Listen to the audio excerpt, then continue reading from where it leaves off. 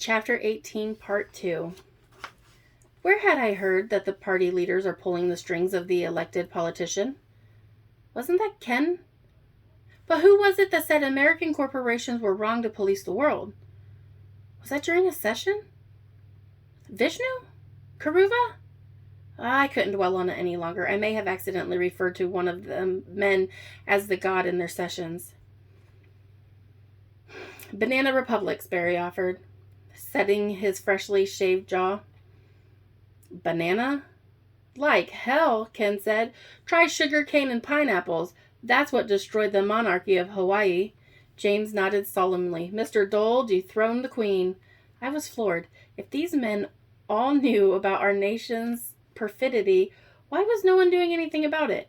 I asked as much, but it wasn't a popular question. The food came out, and we dug in. Ken's face twisted into a pained grimace. He was turning green at the gills. What is it, Ken? James asked. Yes, that's the question, Ken said, as he half spit and let some of his dinner fall back into the bowl. His red face could have indicated either embarrassment or fear of the unknown.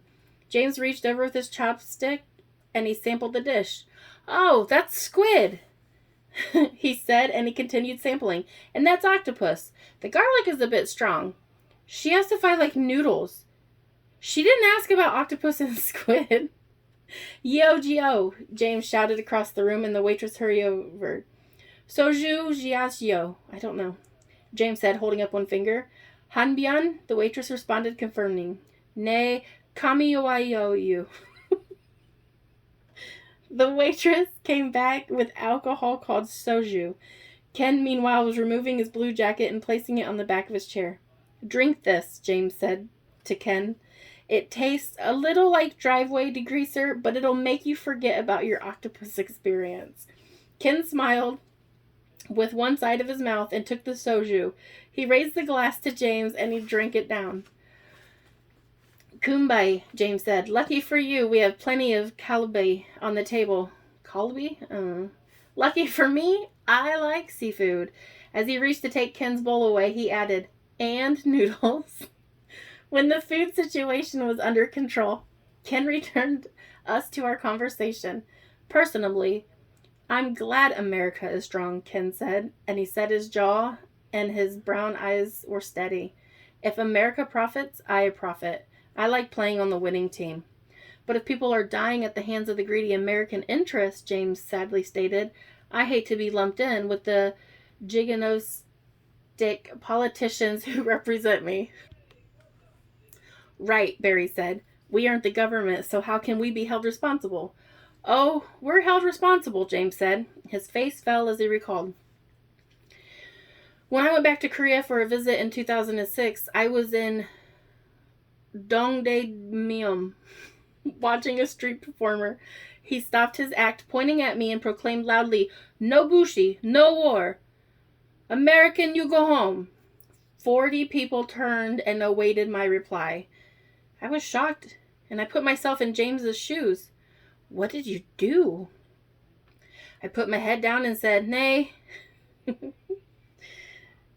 Sansei inginum esigaga sanalaf. Which translates to, yes, teacher, I understand. I am so sorry. There was no way to argue. We're a democracy. We allowed our country to get this way. But we aren't a democracy, Ken said. We're a constitutional republic. We are represented in the central government, but we are powerless to effect change ourselves as individuals. That would take a coup, a mutiny, Barry said. We'd have to march on Washington. At least, Ken said, nodding dejectedly. Well, I said after some thought, maybe we should tell the world that we aren't a democracy, that we might lighten the load a bit. The men all looked at me like they appreciated the idea, but were powerless to make it happen. That's one expensive public information campaign, Ken said. Psychological warfare against our own government, James added. It's hard to believe much would change, Barry admitted. I conceded. But I didn't feel good about our lack of a viable solution. Next, James began to pull meat from the grill and place it in the lettuce leaves. He looked quite natural in his traditional Korean clothing, which was dyed with pomegranates. James taught all of us at the table how to dip the meat in gochujang and oils and place it into the lettuce and add various vegetables and pickled radishes and finally wrap it into a ball and push it into our mouths. It was great fun. James said that this method of eating was an expression to the Korean practice of never touching food with their hands. He pointed out that the wet wipes on the table, and he said the Koreans never assume dinner guests have clean hands. He laughed as he explained that the most of the Koreans even use their chopsticks for French fries. The conversation moved to Ken's recent accomplishments. He said he was closing a deal on some unexpected diamond deposits in Africa. He frowned as he said, "I hate finding diamonds. The archaeologists or anthropologists leave the site only to be replaced by thugs with machetes claiming to own the land. If the right European government don't get involved right away, there's bloodshed. Sometimes there's racial genocide." He looked around the room before adding, "People don't kill each other over ancient burial sites, but they kill for diamonds." "That was positively depressing," I said to Ken. "Isn't there anything good going on in your life?" He smiled. "Yes, Ruby, there is plenty good in my life. My Himalaya excursions are bringing me quite a lot of positives." "Tell me about it," James said. "I have a friend who goes to Nepal every year to climb Everest." Ken's eyebrows shot up. "Your friend summits Everest annually?" Ken was asking this in disbelief. "No, he doesn't summit," James clarified. "He just hikes and boulders mostly. He's been befriended by a few Sherpa." "Okay, now that makes sense," Ken said. "The same friend, his name is Sean, and he lives with his wife in Korea, visits Mount Fuji annually as well. He likes to sit and watch the sunrise from somewhere on Fuji's east face. He also founded something called the Korea Mountain Earring League, made up of about 50-50 Koreans and foreigners. They pick up litter as they hike, giving something back to the mountain and to Korea." "That sounds like a good life," Barry said. "Can we do that when you retire, honey?" I asked, batting my eyelashes. "Just when do you think I'll be retiring?" Barry asked. "Why, tomorrow, of course," I quipped, wrapping my arm in Barry's. Sure, he said. "Book the flight." Barry and I were laughing, and James was still smiling a warm smile when Ken interrupted our mirth with a sudden proposal. "Yes," he said. "Do book a flight to Kathmandu." "Pardon?" I responded, taking my arm from Barry's and placing my hand on the table. "We shall go to Nepal together. I can write the whole thing off as an expense." We all looked at Ken as though he was crazy.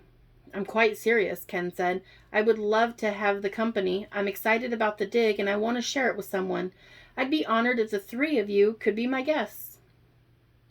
"You simply can't pay for all three of us to go to Nepal, Mr. Redmanton," I said. "It's too much." Barry and James nodded and vocalized their agreement with my sentiment. "The money is nothing. I want to do it." Still meeting with opposition, he compromised. "I'll tell you what.